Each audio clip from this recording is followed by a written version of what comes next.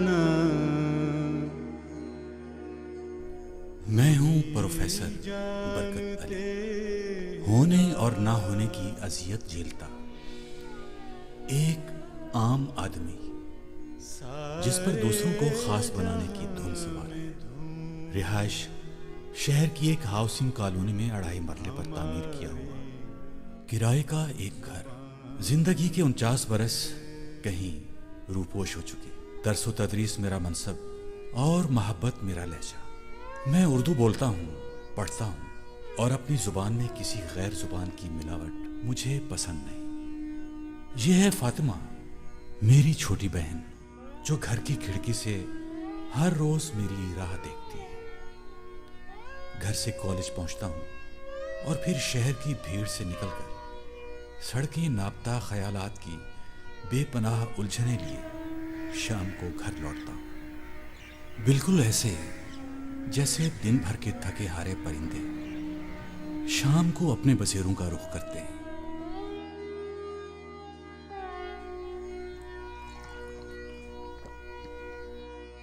अम्मा के बाद आपने तन्हा जिंदगी गुजार दी। कोई भाभी होती तो घर की रौनक ही कुछ और होती। मुझे कुछ फर्ज अदा करने थे, मुझ पर कुछ कर्ज थे, जिन्हें अदा करते करते मेरी जवानी बीत गई।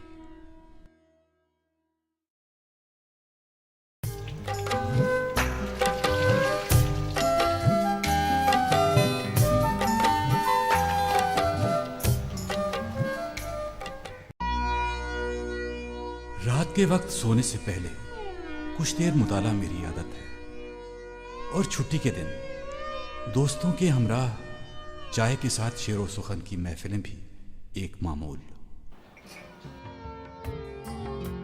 दिल ढूंढता है फिर वही फुर्सत के रात दिन, बैठे रहें तसव्वुरे जाना की। अरे बरकत साहब, क्या बात है आपकी।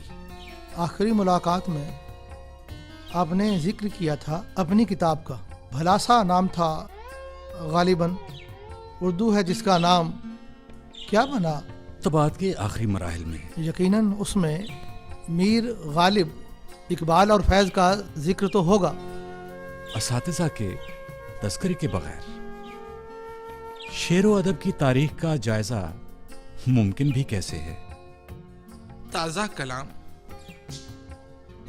दुख है लेकिन सहा जा सकता है, अभी कुछ दिन रहा जा सकता। क्या बात है जनाब। एक ही इश्क बहुत है हमको, एक ही इश्क बहुत है हमको, एक रौ में बहा जा सकता है। बहा जा सकता है, क्या बात है जनाब बरकत साहब, क्या बात है आपकी। हम तो बरकत साहब आपके मजमुआ कलाम के मुंतजिर हैं। बस इंशाअल्लाह आपकी दुआओं से बहुत जल्द।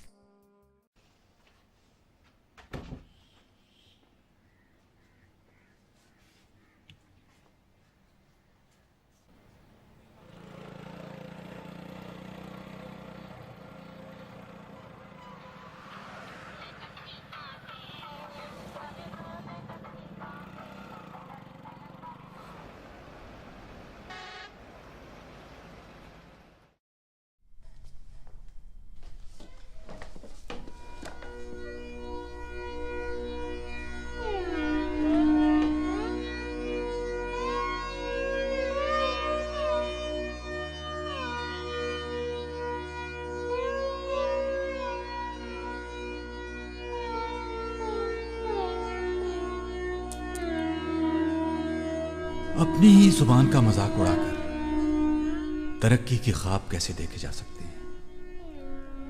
मीर और गालिब कौन थे, इकबाल ने हमें क्या और कैसा बनाना चाहा।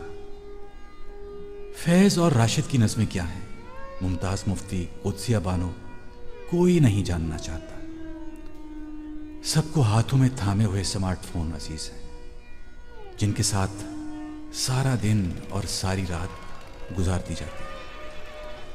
मीडिया की तरक्की ने हमें कुछ ना कुछ दिया जरूर है, लेकिन छीना बहुत ज्यादा है।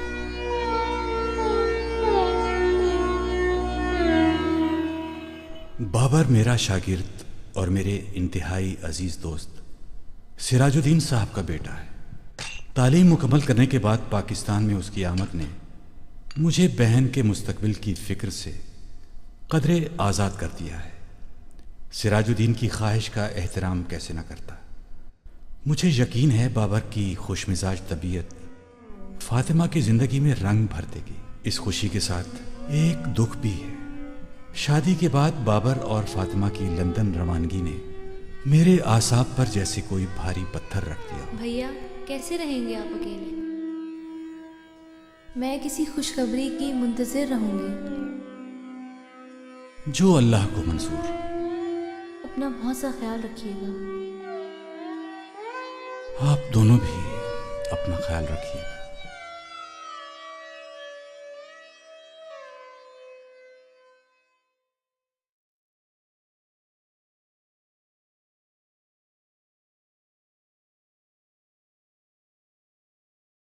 बहन की ख्वाहिश का एहतराम या जिंदगी के अकेलेपन को दूर करने की ख्वाहिश। 50 बरस की उम्र में शादी। कुद्सिया बेगम मेरे वालिद मोहतरम के देरीना रफ़ीक नवाबज़ादा हकीम अब्दुल्ला की इकलौती बेटी है। शौहर की वफ़ात के बाद नवाबज़ादा हकीम अब्दुल्ला और एक बेटी आयशा उनकी कुल कायनात है। बड़े रख रखाव वाली सुगढ़ खातून। दोस्तों के तावन से निकाह और फिर सादगी से रुखसती की रस्म के बाद कुद्सिया बेगम और आयशा मेरी जिंदगी का हिस्सा बन चुकी है। खानदानी वजाहत का ख्याल रखते हुए हकीम साहब का एक बंगला बेटी को जहेज में दिया गया है। मेरी महदूद आमदनी और कुद्सिया बेगम की फिक्रें अब एक मामूल बन चुकी है।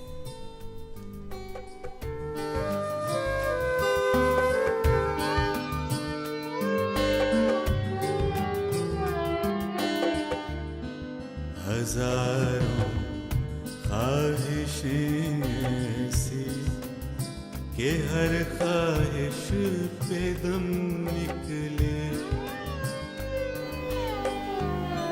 हजारों ख्वाहिशें ऐसी कि हर ख्वाहिश पे दम निकले। बहुत निकले मेरे प्रोफेसर साहब नाश्ता।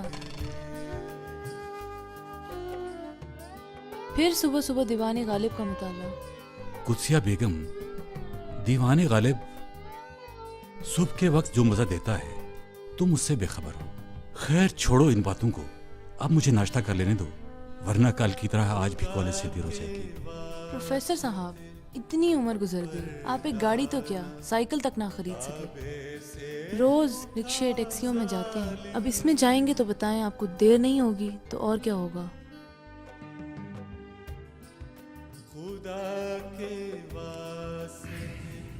अल्लाह भला करे अब्बा हुजूर का, जिन्होंने ये घर जहेज में दे दिया, वरना हम किसी झोंपड़े में पड़े होते। कहीं ऐसा न हो या भी वही काफिर सनम निकले। हजारों ख्वाहिशें अल्लाह हाफिज। अल्लाह हाफिज।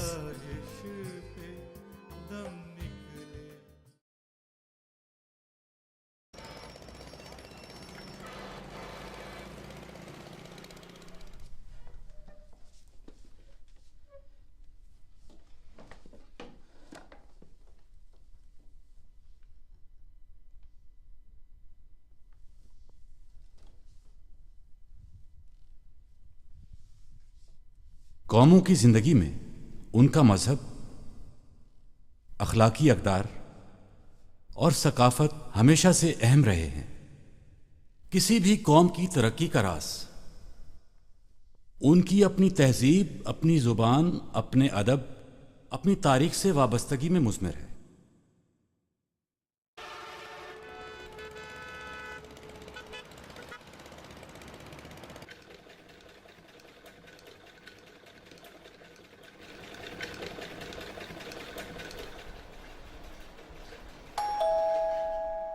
आयशा बेटा, बाहर देखें, आपके अब्बा आए हैं।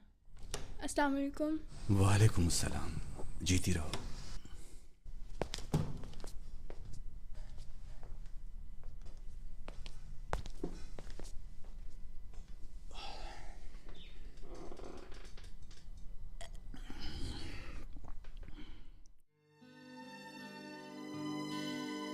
रंज से खूगर हुआ इंसान तो मिट जाता है रंज। मुश्किलें मुझ पर पड़ी इतनी कि आसान हो गई।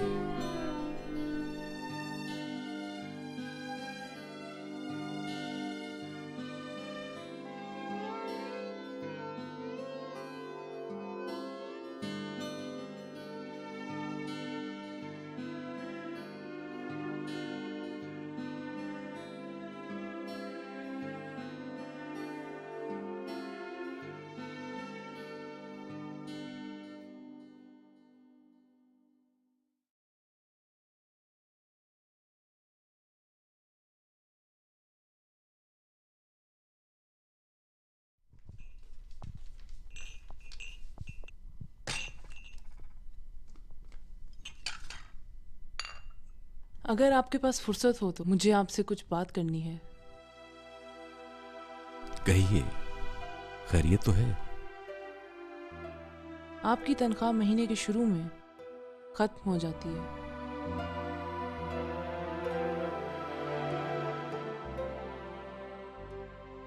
घर के अखराजात कैसे चलाएं? मेरी पब्लिशर से बात हुई है। इस माह उसने कुछ रकम देने का वादा किया है। इन बातों से प्रोफेसर साहब कुछ नहीं होगा। घर बातों से नहीं चलते।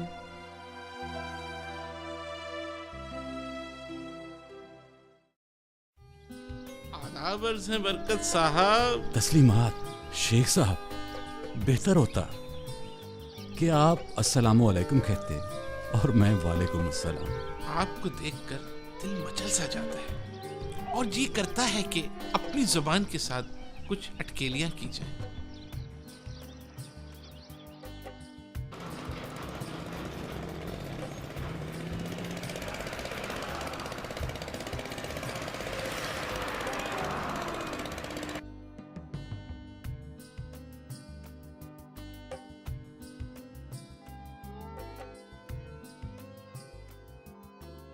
जुबान की तहजीब सिखाने और तदरीस में तालीम के साथ तरबियत के पहलू को नज़रअंदाज न करने की पादाश में मुलाजिमत का सिलसिला मुअत्तल हुआ।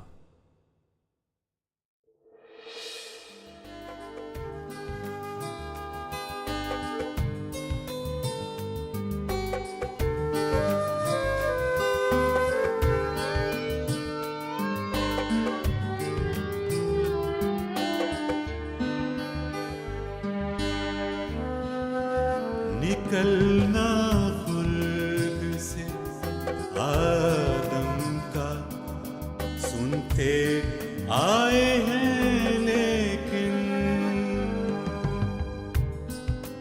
बहुत ने आबरू होकर तेरे कूचे से हम निकले।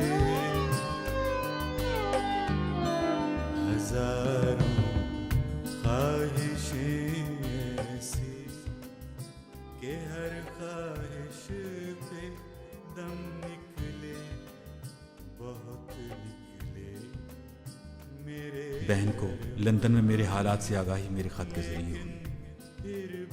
कुछ रोज बाद उसका जवाबी खत मिला। खत में दयारे गैर के हम वतनों की रहनुमाई के लिए लंदन उर्दू कॉलेज में तदरीसी मनसब को संभालने की दरख्वास्त की गई। अपनी मिट्टी से कौन बिछड़ना चाहता है? फिक्रे मुआश थी, दयारे गैर के अहले वतन की खिदमत का जज्बा या बहन की ख्वाहिश। आयशा और कुदसिया की रजामंदी से लंदन उर्दू कॉलेज की इंतज़ामिया को उनके तहरीरी दावतनामे पर कबूलियत का जवाबी खत भेज दिया। इत्तेफाकात ज़माना या मसलहतन मुलाजिमत का सिलसिला बहाल कर दिया गया। किताब छप चुकी।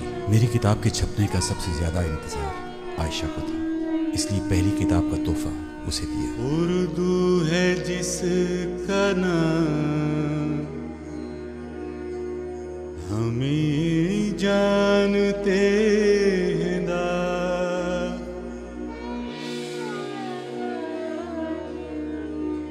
सारे जहां में धूम हमारी जुबान की है।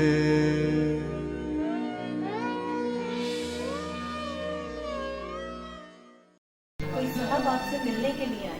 पब्लिशर ने किताब की गैर मामूली मकबूलियत पर 5 लाख का चेक पेश करने के साथ साथ मुस्तकिल बुनियाद पर किताबों की तसनीफ़ व तालीफ का काम संभालने की दरख्वास्त की। मेरी किताब को सदारती अवार्ड के लिए मुंतखब किया गया।